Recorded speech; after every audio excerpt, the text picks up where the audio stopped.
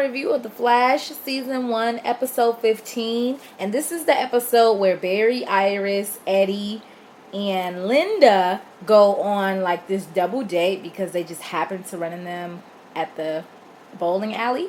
And so that's Iris's and Barry's favorite place. And of course, West Allen is in Team Force. Just their friendship and how much they care about each other. So, of course, that leads to Linda feeling like, what in the world is going on? And then, of course, it leads to Eddie feeling like, hey, what's going on? And he's not happy with Iris. And so, of course, that's an issue.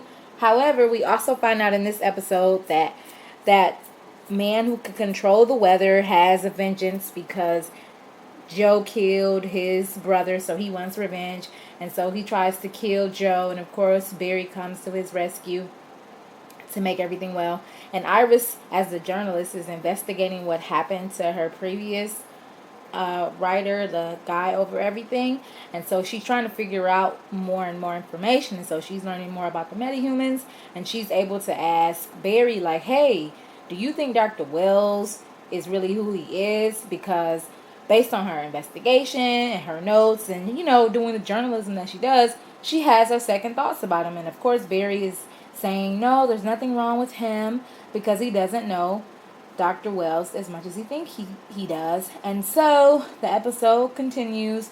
And, of course, Joe's being threatened, but Barry comes to his rescue. And while this is happening, Caitlin and Cisco are having a moment together and bonding and everything like that. But unfortunately, at the end of the episode, they all come to find out the truth more and more about Dr. Wells.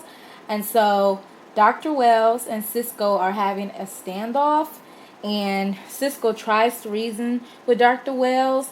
But Dr. Wells confesses to him, like, I'm the Reverse Flash. And so he answers the questions of how he was able to do everything he was able to do. And while all that is happening, Joe's as a dad ends up finding like, okay, all right, but he gets kidnapped, and so it causes Iris to panic, it causes Barry to panic, and Barry and Iris kind of hold on to each other to like say like, hey, we're gonna be safe.